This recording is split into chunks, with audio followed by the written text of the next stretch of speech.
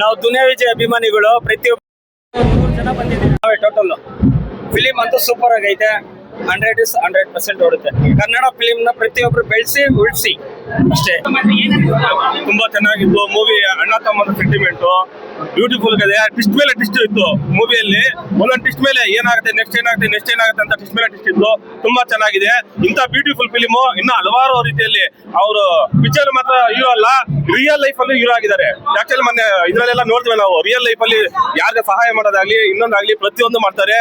ಅವ್ರದ್ದು ಅಣ್ಣ ತಮ್ಮದ ಸೆಂಟಿಮೆಂಟ್ ಇತ್ತಲ್ಲ ತುಂಬಾ ಬ್ಯೂಟಿಫುಲ್ ಆಗಿದೆ. ನಮಗೂ ಮೈಯೆಲ್ಲ ತುಂಬ ಅನ್ಸ್ತು ನೋಡ್ತಾ ಇದ್ರೆ ಮೂವಿ. ಇನ್ನ ಏನಾಗುತ್ತೋ ಅಂತ ಪಾರ್ಟ್ 2 ವೇಟಿಂಗ್ ಬರ್ಬೇಕು. ನಿಜವಾದ ಹೇಳ್ತಾರೆ ಪೈಸಾ ವಸೂಲೆ. ತುಂಬಾ ಅದ್ಭುತವಾಗಿದೆ. ಹೌದು, ತುಂಬಾ ನಮ್ಗೆ ನಾವು ಎಕ್ಸ್ಪೆಕ್ಟ್ ಮಾಡಿಲ್ಲ ಇಂಥ ಮೂವಿ ಅಂತ.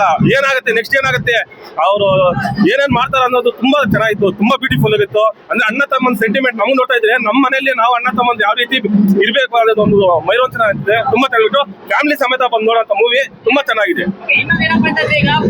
ತುಂಬಾ ಜನ ಒಂದು ರೋಲ್ ಎಲ್ಲ ಮಾಡ್ತಾ ಇದ್ರು. ಸಾಂಗ್ ಬಂತು ಈ ತರ ಸಾಂಗ್ ಡೈರೆಕ್ಷನ್ ಮಾಡಿದ್ರ ಅಂತ ಒಂದು ಮಾತು ಕೇಳಿ ಬರ್ತಾ ಇತ್ತು. ಟೋಟಲ್ ಮೂವಿ ನೋಡಿರೋ ಟೈಮ್ ಅಲ್ಲಿ ಆ ಸಾಂಗ್ ಬೇಕಿತ್ತ ಅಂತ ಅಲ್ಲ, ಅದ್ರ ಪ್ರಕಾರ ತಿಳ್ಕೊಂಡ್ರೆ ಸಾಂಗ್ ನೆಕ್ಸ್ಟ್ ಲೆವೆಲ್.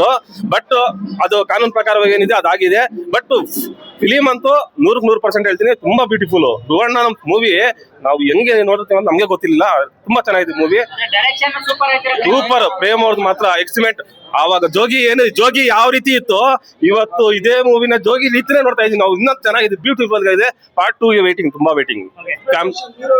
ಹೌದು, ಎಕ್ಸ್ಪ್ರೆಷನ್ ಅಂತೂ ಹೇಳಷ್ಟೇ ಇಲ್ಲ. ಧ್ರುವಣ್ಣಂದು ತುಂಬಾ ಅದ್ಭುತವಾಗಿ ಮಾಡಿದ್ವಿ. ಆಕ್ಷನ್, ಕಾಮಿಡಿ ಪ್ರತಿಯೊಂದನ್ನು ಆ ಸೀನಿಂದ ತಗೊಂಡು ಲಾಸ್ಟ್ 8 ಗಂಟೆ ಇಂಟರ್ವ್ಯೂ ತನಕನೂ ನಮ್ಗೆ ಏನಾಗುತ್ತೆ ಅನ್ನೋದು ಇದಿತ್ತು. ತುಂಬಾ ಬ್ಯೂಟಿಫುಲ್ ಆಗಿದೆ. Thank you.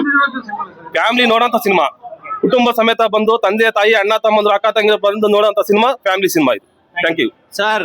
ಯಾವುದು ಸರ್ ಸಿನಿಮಾ? ಮಹಾಭಾರತನೂ ಓದಿದ್ದೀನಿ, ಭಗವದ್ಗೀತನೂ ಓದಿದ್ದೀನಿ. ಪ್ರೇಮ್ ಸರ್ ಮೇಕಿಂಗ್ ಮಾತ್ರ ಸೂಪರ್.